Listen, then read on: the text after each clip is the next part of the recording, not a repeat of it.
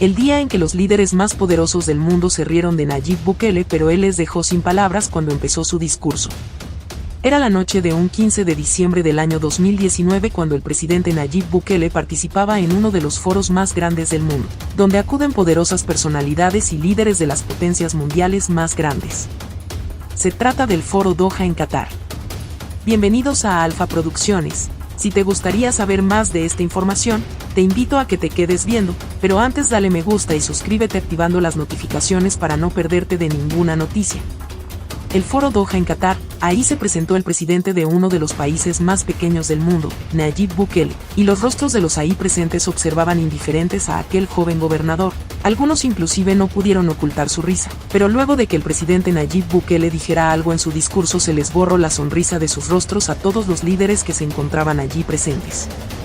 A continuación veamos el discurso del presidente Nayib Bukele que calló a estos líderes de las potencias mundiales más grandes. Thank you, everybody. Your Excellency, Abdullah bin Nasser bin Khalifa Al Thani, Prime Minister of Qatar. Your Excellencies, Prime Ministers, members of cabinets of all the countries participating in this forum, my wife Gabriela, and my daughter Laila, who's just turned 4 months today.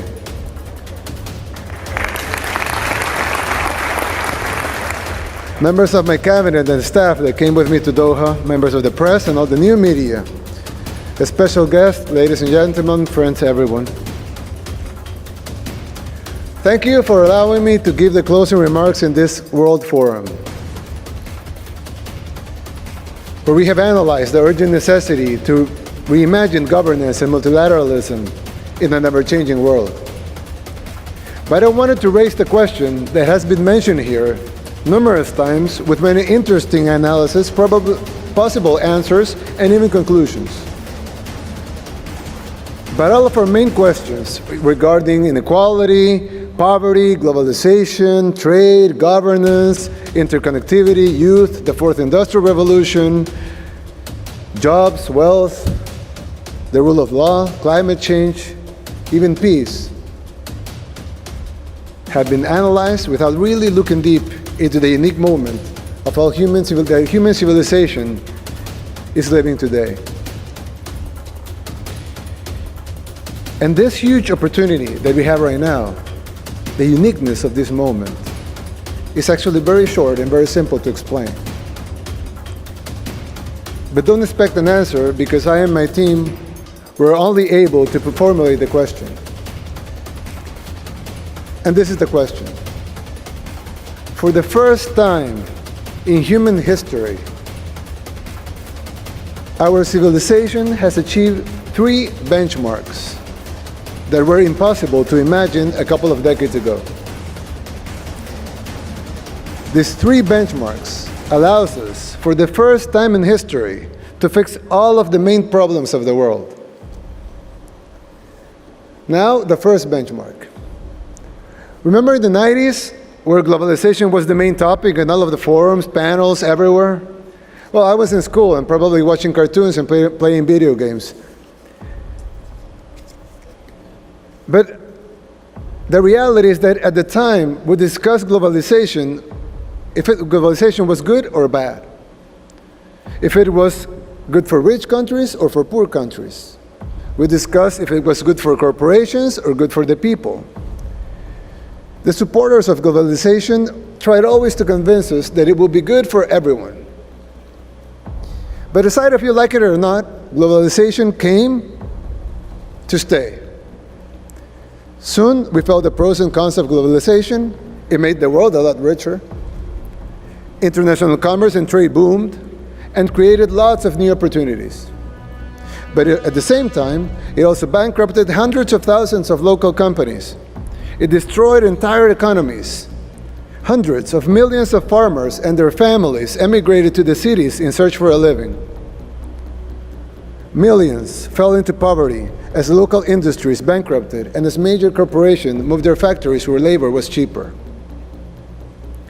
But like I said before, you may like it, you may hate it, but 25 years later, the world is fully globalized now. And that's our first benchmark, a globalized world. Now, the second benchmark. Remember back in the 90s again, where the internet really started to take traction? I mean, we all know that it was invented decades ago, but it really took traction in the 90s. As every important company had a web page and teenagers were downloading illegal music from Napster and messaging through ICQ or AOL instant messages. Thousands of new dot-com millionaires and even billionaires started to appear, as the market was overvaluing web traffic and paying hundreds of millions, if not billions of dollars for a web page. Then the bubble bursted and the economy tanked as the stock market took a gigantic hit from the dot-com bubble. But despite the economies of it, the internet was still growing very fast, in fact exponentially. It is now an integral part of our lives. We live now in an interconnected world. We spend more time in our phones than any other thing. I'm not taking a selfie, don't worry. Yet. In fact, they are not phones anymore. You have your life recorded here. You have all of your friends texting you while I'm saying this speech. You have all of your social networks here. Your apps, your health, your mail, your music, videos. You get your news from this thing. Some people watch the movies on it, play, even create content for the whole world to see. And every year, it penetrates more and more. More apps are developed, the cameras are better, more people connect. So even though we're 2 or 3 years from total connectivity, we can say we're there. So that's our second benchmark, an interconnected world. Now the third benchmark. For the first time in all of human history, we produce more than what we are able to consume. And definitely more than what we need to consume. We have more than enough food to feed everyone. We have more than enough medicine to treat everyone. We have more than enough wealth and materials so everyone can have a decent home. A nice school for all children. A good hospital for anyone with a disease. All necessary roads can be built. All necessary transportation systems can be built. We have enough wealth to stop climate change, to even undo some of the damage we have done to our planet.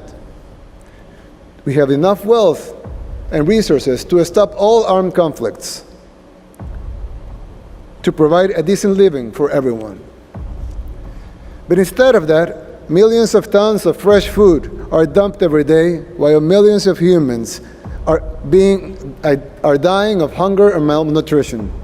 Millions of tons of medicine are destroyed because their due dates are past, while millions of people don't have access to healthcare or even vaccination. Inequalities on the rise, and unnecessary conflicts are created. But with all the bad things happening, one thing is certain: production and worldwide wealth is at all-time high. And that's our third benchmark. World production is now enough for everyone. Humanity never dreamed of having these three ingredients, but now we have them.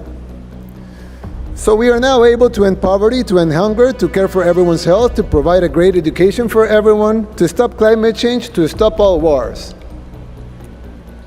We just need the political will of the leaders of the world. This couldn't have been done before.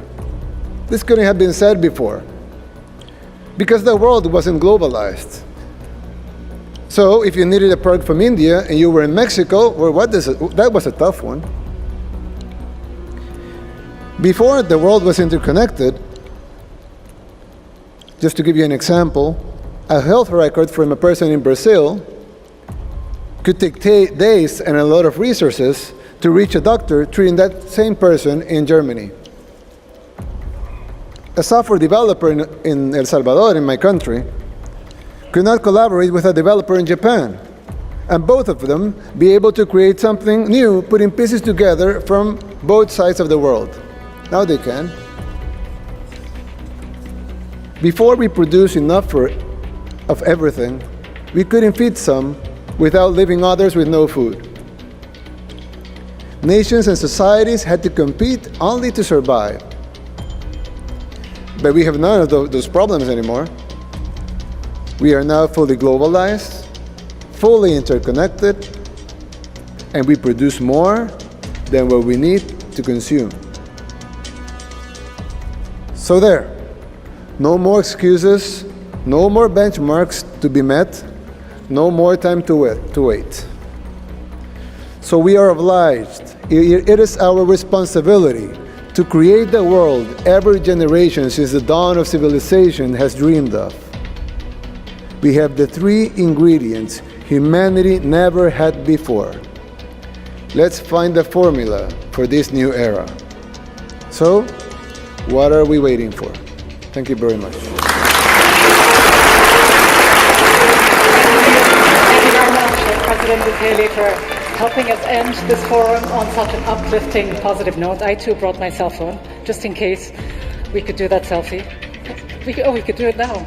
Okay, excuse us for just a second.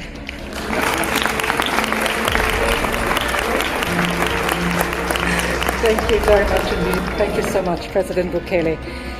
En otros temas, cuerpos de paz regresan a El Salvador tras transformación en ámbito de seguridad. Luego de 23 años continuos de presencia en El Salvador, los cuerpos de paz de Estados Unidos se retiraron a inicio del 2016. Luego de la exitosa transformación en materia de seguridad, cuerpos de paz regresan a El Salvador tras su retiro en 2016 debido a la violencia que vivía el país, así lo informó el presidente Nayib Bukele, quien brindó unas palabras de bienvenida. Hoy vuelven al país más seguro de América Latina para ayudarnos con el desarrollo económico comunitario, la educación y juventud, resaltó el mandatario. Luego de 23 años continuos de presencia en El Salvador, los cuerpos de paz de Estados Unidos de América se retiraron a inicio del 2016, debido al clima de inseguridad que se vivía en ese entonces. Solo en 2015, El Salvador había cerrado como el año más sangriento con 6.640 víctimas mortales de la violencia, hecho que obligó a los cuerpos de paz a su retiro. Fue en el año de 1962 que El Salvador solicitó por primera vez la presencia de voluntarios de los cuerpos de paz. Por otra parte, 2 años de la implementación de la ley Bitcoin. El presidente de la República, Nayib Bukele, destacó este jueves que hace 2 años, El Salvador hizo historia con la entrada en vigencia de la ley Bitcoin en el país. Hace 2 años hicimos historia, para todos ustedes, iconoclastas y pioneros. Feliz día Bitcoin, dijo el jefe de Estado. La ley tiene como objetivo generar oportunidades de empleo, promover una verdadera inclusión financiera y a generar dinamismo económico. El marco legal reconoce a esta divisa digital como una moneda de curso legal en el país.